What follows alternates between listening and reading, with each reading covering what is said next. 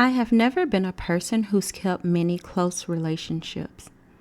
It's never been my nature to let people into my life.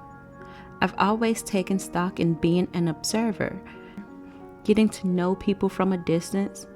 This trait is what led me to become so enmeshed in Monica's life. Monica Stevens and her husband Dylan were my neighbors and my landlords at my new apartment. I had just moved to the city from a small town, mostly to find work, but it didn't hurt that there were many more people watching opportunities here than at my previous place. My apartment was not lavish by any stretch, but it was perfect for me. I lived on the top floor, a view of the rooftop garden from my kitchen, and my bedroom window was directly across from the Stevens kitchen window as they lived just 2 doors down. Although I tried, I could never get a view of their bedroom. Their thick blackout curtains were shut tightly at all hours. For the first week after I moved in, I learned the Stevens routine. Each morning, Monica would already be at the kitchen table by the time I woke up at 6. She'd sit, her chin propped against her palm, head buried in a book, and long blonde curls falling in front of her face. It was so cute. When Dylan got up, I could tell she stiffened at his presence. Immediately, he began to berate her. I could see the spittle fly from his mouth as he slammed her book shut, grabbed his keys, and walked out the door. This was an almost daily occurrence. If he was not screaming in her face, he would sit across from her silently, eat a bowl of cereal, and disappear out the door. When he left, he would not come back again until dinner. I don't know what he would do during the day, but I never cared to find out. He was probably cheating on Monica, that pig. Plus, if I followed him, it would be less time that I could spend with my beautiful girl. Hour after hour, Monica would sit at the kitchen table unmoving. Poor thing was paralyzed with fear. I hadn't known her that long, but I knew I could never let her stay with this asshole. When Dylan got home, he walked in and he picked her up from the chair and take her to the bedroom. I could hear his insincere apologies, just saying sorry in hopes of getting laid. They'd come out an hour later, him placing her back onto her wheelchair.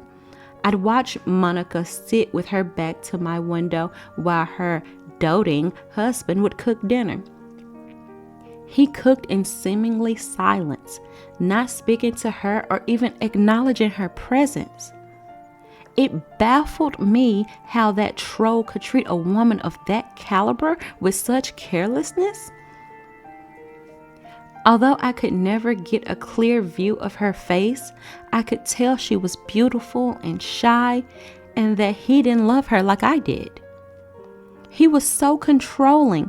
His wife never left the apartment complex, let alone feel safe enough to even move from the kitchen table during the day. The only time she could come out was Saturday mornings when I would see her on the rooftop garden.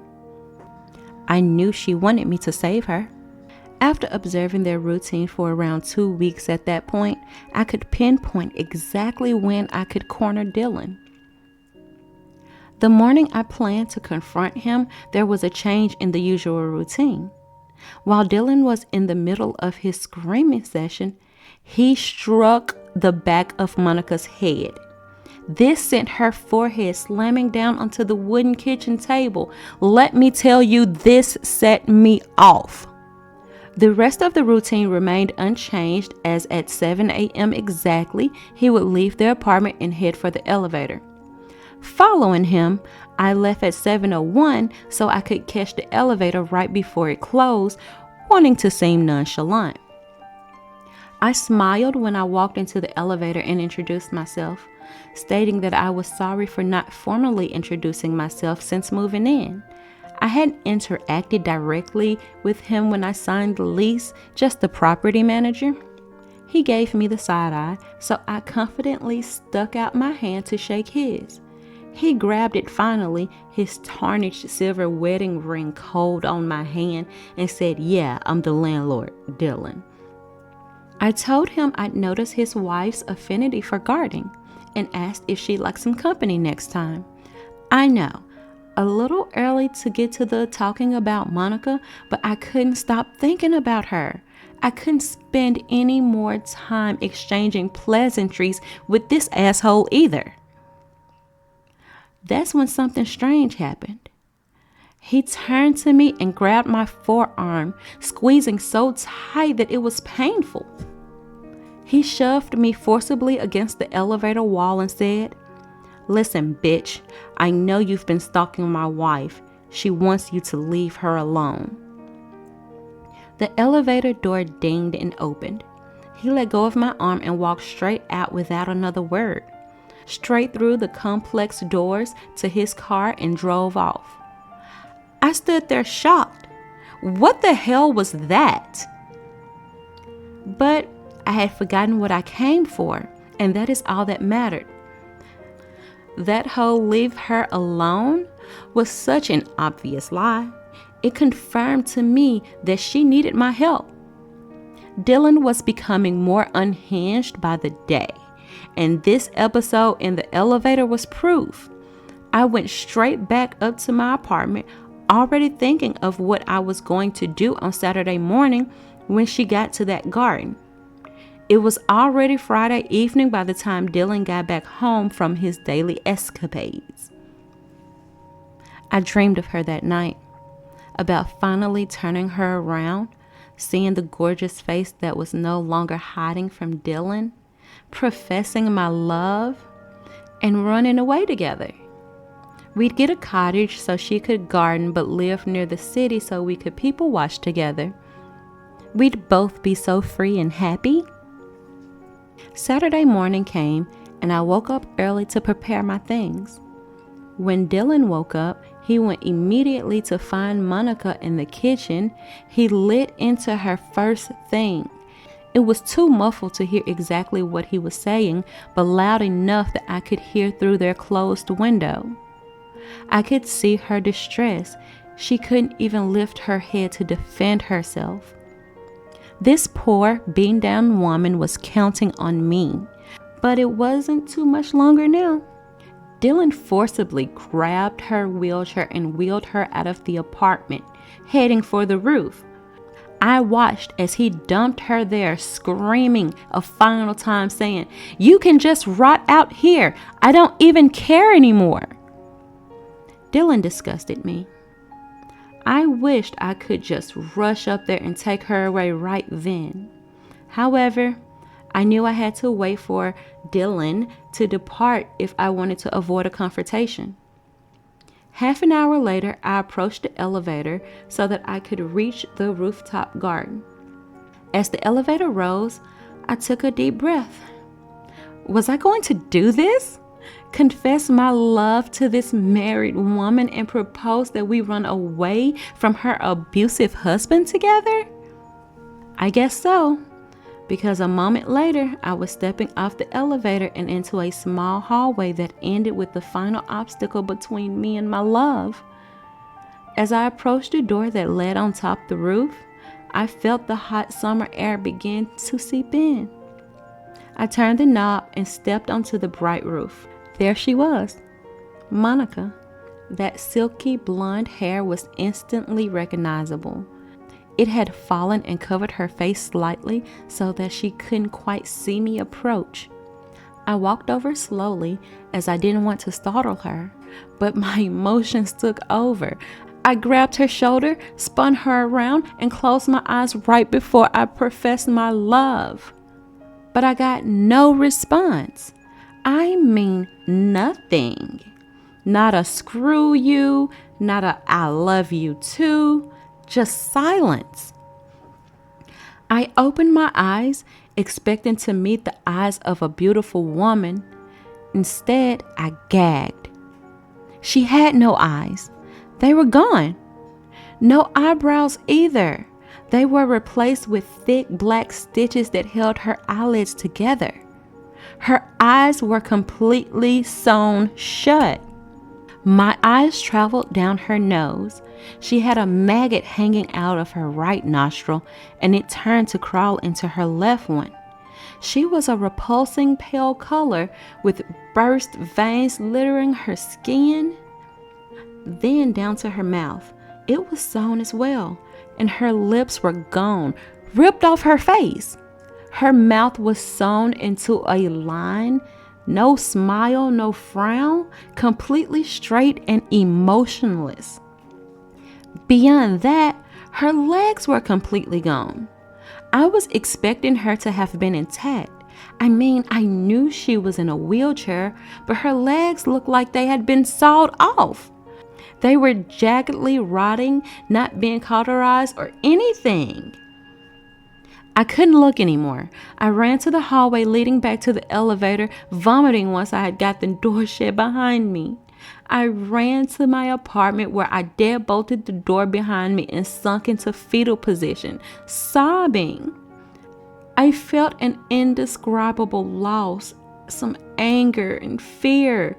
What had he done to my beautiful future wife? He mutilated her. And he thought I was gonna let him get away with this? I had no weapons besides a massive hammer from an old toolbox I had under the sink. I stalked my way to the Stevens apartment and broke the doorknob off with the hammer. Kicking the door in, I wanted to avenge my love. The apartment had an atmosphere so grotesque, so depraved, so much more disturbing than I could have ever imagined. I walked into the door and smelt rotting flesh seeping from the walls. The only light came from the singular kitchen window, the one I stared into so many times, the one I never imagined would hold this horror lurking in these spots I couldn't see. Right by the window, just out of the view I could see from my apartment, was a meat hook. And there, in the dim apartment, hung Monica's left leg. He was going to eat her leg. I nearly puked on the kitchen table. I couldn't bring myself to leave, even though I was so frightened. No matter how much my brain said to run, my feet kept taking me further into the apartment. I entered their bedroom. Dried blood splatter stained the walls and floors. It looked fairly faded. How long ago had he killed her? I knew it hadn't been long, but I believed that the whole time I've been living in this apartment, she had been dead. I gazed into my apartment window as I re-entered the kitchen, imagining how untainted my mind had been just hours ago. I began to panic. I wanted to call the police. I had impenetrable evidence against Dylan. Not only was Monica slumped over on the roof, but his apartment was a striking and completely incriminating crime scene. Before I attempted to get help, I knew I had to get Monica somewhere safe. I started my way out of the kitchen, making my way back to the front door. But then a voice rang out from just outside the door. "What the hell?" Dylan yelled. He broke the routine. I had no chance of running. I ducked back into the bedroom and slid quietly into the attached bathroom. I could hear his thudding footsteps grow closer and closer as he threatened, "I have a gun. Whatever creep is in here, I have a gun." It was time for me to avenge Monica. I heard him enter the bedroom. I gripped the hammer in my hand, charged out of the bathroom, and I swung. I hit him directly in the left temple. He screamed, contorting in pain. I dropped the hammer and fled back to my apartment, adrenaline carrying me the whole way there. All I could focus on was getting his blood off me. When the police searched the apartment, they were in shock at the scene. It wasn't me that called them, but another tenant down the hall. By the time I was finished washing myself and disposing of my bloodied clothes, Monica had been found by the police. Coroners came and wrapped up her frail body. They lifted her up and she was gone. I didn't even get to say goodbye. 2 days later, I went to her closed casket funeral. It was a fairly publicized affair, being how he tortured her and all. I stood in the back, and after the burial, I left. My car packed with everything I own. I left the city. I still dream of her, of dancing in the kitchen, of how our lives could have been, of her beautiful sewn face. Monica, you're going to love my new place. It's the cottage we've always wanted. I can't wait to pick you up soon. See you then.